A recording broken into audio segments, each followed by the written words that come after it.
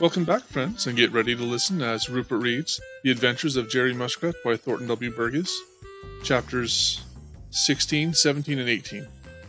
Chapter 16 The Pond in the Green Forest. Spotty the Turtle was awake by the time the first rays of the rising sun began to creep through the green forest. He was far, far up the Laughing Brook, very much farther than he had been before, and as he yawned and stretched, he wondered if, after all, he hadn't dreamed all about the wall of logs and sticks and mud across the Laughing Brook. When he had rubbed the last sleepy wink out of his eyes, he looked again, and there it was, just as he had seen it the night before. Then Spotty knew it was real, and he began to wonder what was on the other side of it. "I cannot climb it, for my legs were never made for climbing," said Spotty mournfully, as he looked at his funny little black feet.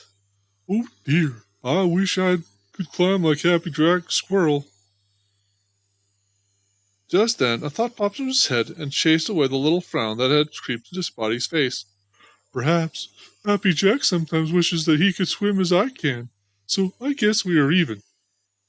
I can't climb, but he can't swim. How foolish it is to wish for things never meant for you." And with that, all the discontent left Spotty the Turtle, and he began to study how he could make the most of his short legs and his perseverance, of which, as you already know, he had a great deal. He looked this way, and he looked that way, and he saw that if he could climb on the top of the bank on the one side of the Laughing Brook, he would be able to walk right out on the strange wall of logs and sticks and mud, and then, of course, he could see just what was on the other side. So Spotty the Turtle wasted no more time wishing that he could do something it was never meant that he should do.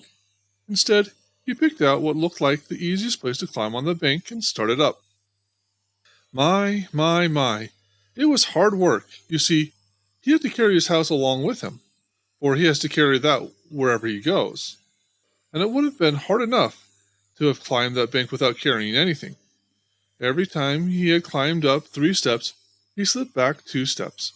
But he kept at it, puffing and blowing, saying over and over to himself, "I can if I will, and I will if I can. I'm sure to get there if I follow this plan." Halfway up the bank, Spotty lost his balance, and the house he was carrying just tipped him right over backwards, and down he rolled to the place where he started from. "I needed to cool off," said Spotty to himself, and slid into the little pool of water. Then he tried the bank again, and just as before he slipped back 2 steps for every 3 steps he went up. But he shut his mouth tight and kept at it, and by he was up to the place from which he had tumbled. There he stopped to get his breath. "If I can, I will, and if I will, I can. I'm sure to get there if I follow this plan," said he, and started on again. Twice more he tumbled clear down to the place where he started from, but each time he laughed at himself and tried again, and at last he reached the top of the bank. "I said I could, and if I would, and I would if I could, and I have," he cried. Then he hurried to see what was behind the strange wall. What do you think it was? Why, a pond. Yes, sir, there was a pond right in the middle of the green forest.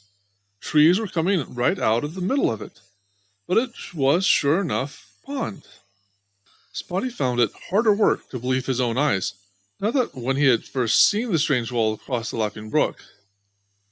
Why, what does it mean?" exclaimed Spotty the Turtle.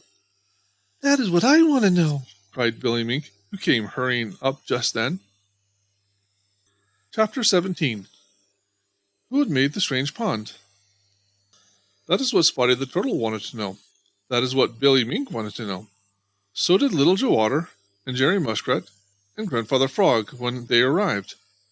So did old Mr. Buzzard, looking down from the blue sky.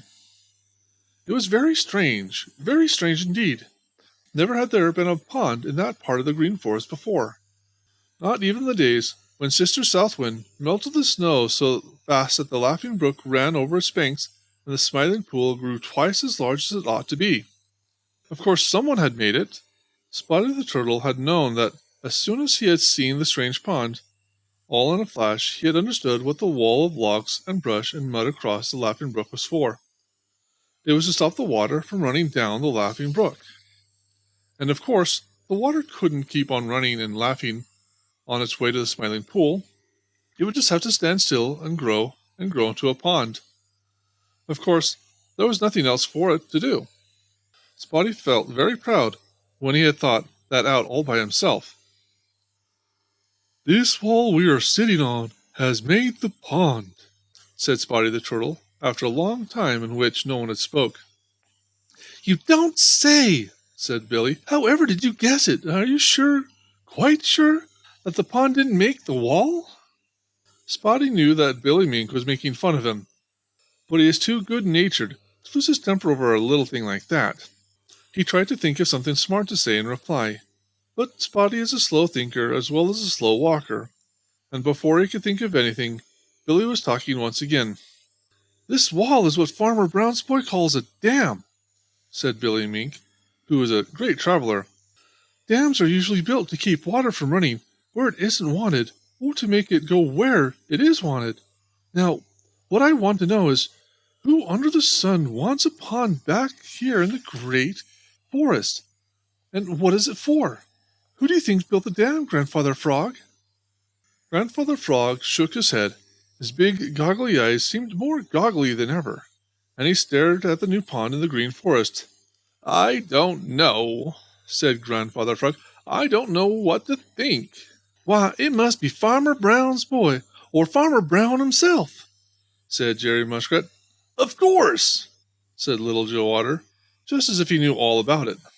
Still, Grandfather Frog shook his head as if he didn't agree. "I don't know," said Grandfather Frog. "I don't know. It doesn't look so to me." Billy Mink ran along top of the dam and down the back side. He looked it over with those sharp eyes of his. "Grandfather Frog is right," said he when he came back. "It doesn't look like the work of Farmer Brown or Farmer Brown's boy. But if they didn't do it, who did? Who could have done it?" "I don't know," said Grandfather Frog again in a dreamy sort of voice. Spotty the Turtle looked at him and saw that Grandfather Frog's face wore the faraway look. Spotty the Turtle looked at him and saw that Grandfather Frog's face wore the faraway look that it always does when he tells a story of the days when the world was young. "I don't know," he repeated, "but it looks to me very much like the work of—" Grandfather Frog stopped short off and turned to Jerry Muskrat.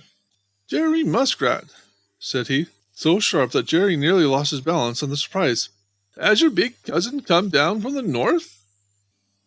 Chapter 18. Jerry Muskrat's Big Cousin. Fiddle faddle, feedle fuddle, was there ever such a muddle? Fuddle feedle, faddle fiddle, who was there to solve the riddle? Here the Laughing Brook laughed no longer. Here was the Smiling Pool smiling no longer. Here was a wall of logs and bushes and mud called a dam, built by somebody who nobody had seen. And here was Grandfather Frog asking Jerry Muskrat if his big cousin had come down from the north, when Jerry didn't even know that he had a big cousin. "I haven't a big cousin," said Jerry when he had quite recovered from the surprise at Grandfather Frog's question. "Jug-a-rum!" exclaimed Grandfather Frog, and that scornful way in which he said to Jerry Muskrat made Jerry feel very small. "Jug-a-rum! Of course you've got a big cousin in the north. Do you mean to tell me that you don't know that, Jerry Muskrat?" Jerry had to admit that it was very true that he did not know anything about that big cousin. If Grandfather Frog said that he had one, it must be so, for Grandfather Frog is very old and very wise, and he knows a great deal. Still, it was very hard for Jerry to believe that he had a big cousin of whom he had never heard. "Did you ever see him, Grandfather Frog?" Jerry asked. "No," snapped Grandfather Frog. "I never did, but I know all about him. He is a great worker and is the big cousin of yours, and he builds dams like this one we are sitting on." "I don't believe it!" cried Billy Mink. "I don't believe any cousin of Jerry Muskrat's ever built such a dam as this. Why, just look at the great tree trunk at the bottom. No one but Farmer Brown or Farmer Brown's boy could ever have dragged that there. You're crazy, Grandfather Frog. Just plain crazy. Billy Mink sometimes is very disrespectful to Grandfather Frog. Jug of rum, replied Grandfather Frog. I'm pretty old, but not too old to learn, as some folks seem to be. And he looked very hard at Billy Mink. Did I say that tree trunk was dragged here? No, replied Billy Mink. But if it wasn't dragged here, how did it get here? If you are so smart, Grandfather Frog, tell me that. Grandfather Frog blinked his great goggly eyes at Billy Mink as he said, just as if you were very, very sorry for Billy. Your eyes are very bright and very sharp, Billy Mink, and it is a great pity that you have never learned how to use them. That tree wasn't dragged here. It was cut so that it fell right where it lies. As he spoke, Grandfather Frog pointed at the stump of the tree, and Billy Mink saw that he was right.